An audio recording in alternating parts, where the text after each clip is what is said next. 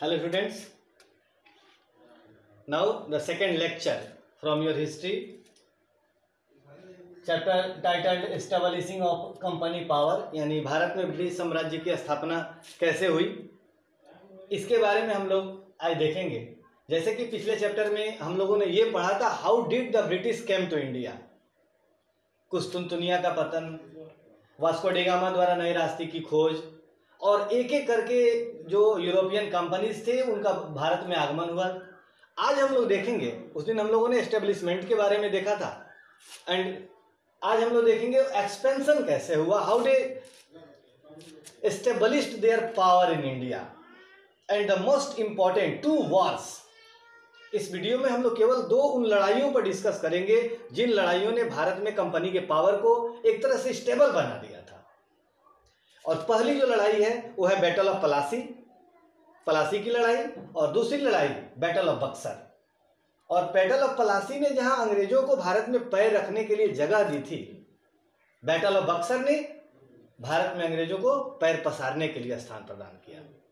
Now let first battle of Plassey के बारे में जानते हैं। तो पिछले वीडियो में हमने बताया था कि 1707 में औरंगजेब की जब मृत्यु हुई तो जो भी प्रोविंशियल स्टेट्स थे भारत के, धीरे धीरे वो इंडिपेंडेंट होने लगे, स्वतंत्र होने लगे, यानी मुगल एम्पायर से वो अपने आप को अलग होकर अपना एक अलग शासन चलाने लगे। उसी क्रम में 1717 में बंगाल का जो गवर्नर था, जो मुगल के द्वारा अपॉइंट किया गया था और जिसका नाम था Murshid Quli Khan, the governor appointed by the British named Murshid Quli Khan established his own independent power after 1770, and he allowed the British for some of the terms under some of the condition to trade with Bengal। कुछ शर्तों के आधार पर उसने British company को बंगाल से व्यापार करने की इजाजत दी। उसमें उन्हें टैक्सेशन किया था, टैक्स लगाया था, उन पर लेवी लगाई थी जो उनको देना था, उसके बदले में व्यापार करना था। उसके बाद और उसने पूरी तरह से अंग्रेजों को कंट्रोल में रखा। लेकिन जब उसका बेटा शासक बना जिसका नाम था अलीवर्दी खां, तो अलीवर्दी खां थोड़ा सा कमजोर पड़ा, जिसके कारण British started interfering not in trade affairs but in administrative affairs also. Alivardi Khan के कमजोर पड़ने के कारण, सत्ता पे थोड़ा सा उसकी पकड़ ढीली होने के कारण अंग्रेजों ने शासन में दखल देना शुरू कर दिया, इंटरफेयर करना शुरू किया। और ये उन्होंने जो मुगल जो एक तरह से जो ऑर्डर दिया गया था, जो कंडीशंस थे, जो उसका भी उल्लंघन करना शुरू किया, मनमानी शुरू हो गई। फिर उसके बाद जब वहां पे राजा बना, बंगाल का नवाब जब सिराजुद्दौला बना, तब तक अंग्रेजों का जो उत्साह था उसका दायरा बढ़ चुका था। वे जो नवाब के जो आदेश थे, जो फरमान होते थे, वो खुले उनका उल्लंघन करते थे, मनमानी करते थे। इससे सिराजुद्दौला जो है क्रुद्ध हुआ और उसने अंग्रेजों के लिए कुछ नीतियां लागू की, जिसको मानने से अंग्रेजों ने इनकार कर दिया। अंग्रेजों ने जो फोर्ट विलियम था उस पर अधिकार किया था, कलकत्ता पर अधिकार कर दिया था। लेकिन धीरे धीरे अब क्या किया, जैसे 1756 में सिराजुद्दौला ने कलकत्ता पर अटैक किया और कैप्चर कर लिया, कलकत्ता को अपने अधिकार में ले लिया। और इससे धीरे धीरे नवाब ऑफ बंगाल और ब्रिटिश पावर के बीच एक तरह से गैप बढ़ता गया, डिसैटिस्फैक्शन बढ़ता गया। और ये सिराजुद्दौला नहीं चाहता था कि बंगाली जो ये जो ईस्ट इंडिया कंपनी है वो अपनी शर्तों पर व्यापार करे, and the British didn't wanted to that Siraj interfere in trade matters. So there was a gap, and this gap, this dissatisfaction resulted in battle of Plassey. इसी का परिणाम था कि 23 जून 1757 बंगाल में एक जगह है, वहां पे अंग्रेजों की सेना और सिराजुद्दौला की सेना के बीच एक मुठभेड़ हुई, जिसे हम लोग बैटल ऑफ पलासी या पलाशी के युद्ध के नाम से जानते हैं। और you will be surprised to know that there were about 1000 of the soldiers in British army while 10,000 of the soldiers in Sirajuddaula, but Siraj army was defeated.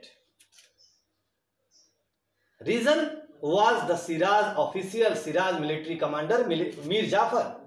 10,000 के आसपास की सेना सिराज में, सैनिक थे सिराज की सेना में, जबकि अंग्रेजों के पास लगभग 1000 से क्या इसके आसपास के सैनिक थे।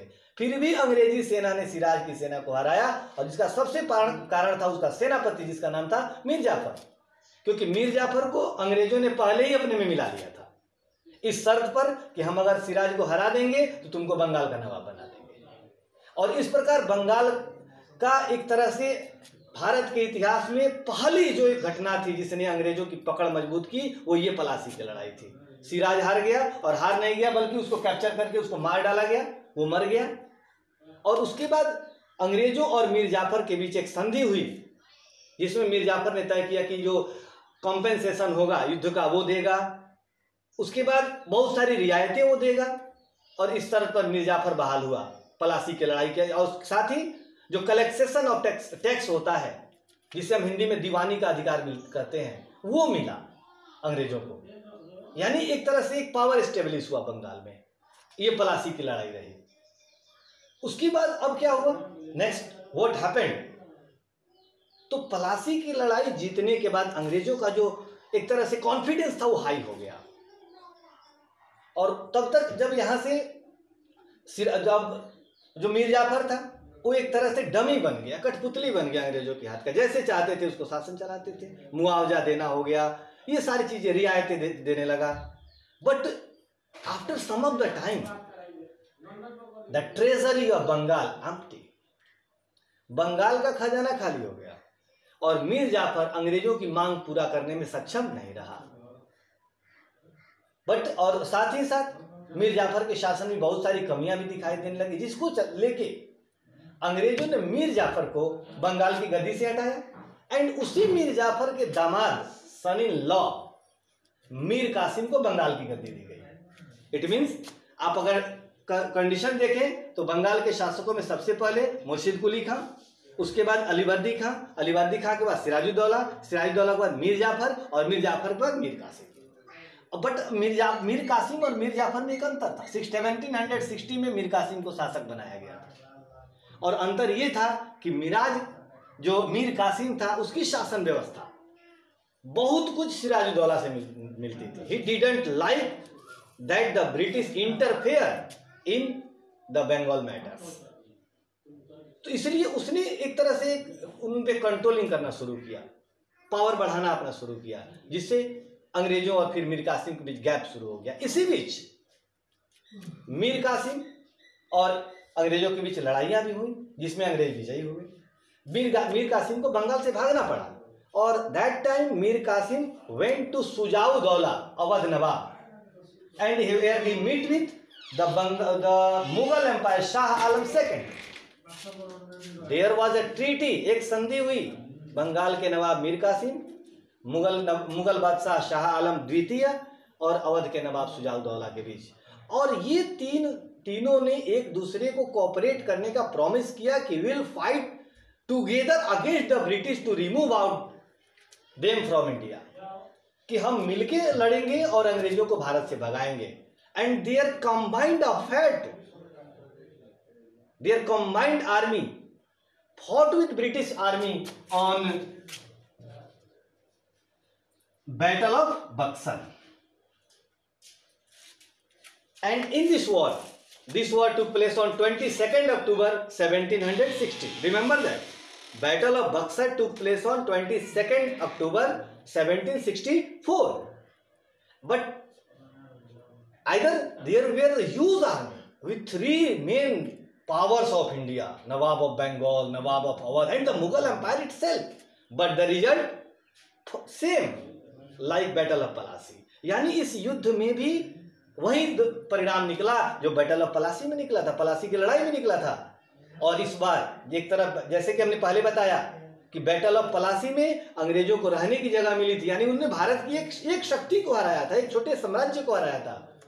लेकिन इस बैटल ऑफ बक्सर में, बक्सर की लड़ाई में अंग्रेजों ने भारत की दो महत्वपूर्ण शक्तियों और साथ ही भारत की सबसे बड़ी शक्ति, super power, central power Mughal empire को भी हराया था।